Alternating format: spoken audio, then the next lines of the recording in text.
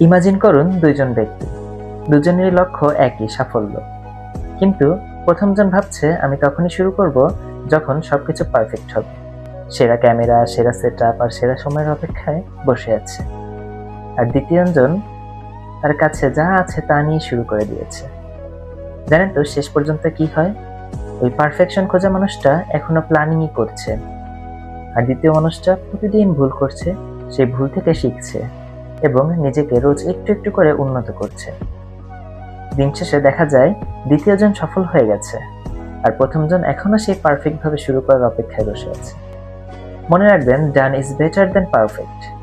Perfection অনেক সময় অ্যাকশনের শত্রু হয়ে দাঁড়ায়। আপনি আসলে কোনোদিন শুরু করতেই পারবেন না।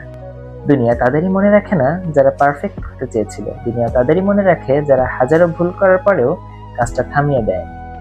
অপেক্ষা করা বন্ধ করুন। আপনি কাজ শুরু করলে তবেই পারফেকশন আসবে। পারফেকশন আসার পর কাজ শুরু হবে না। তাই আজ থেকেই অ্যাকশন নিন, কারণ অগোছালো শুরু বসে থাকার চেয়ে হাজার গুণ শ্রেয়।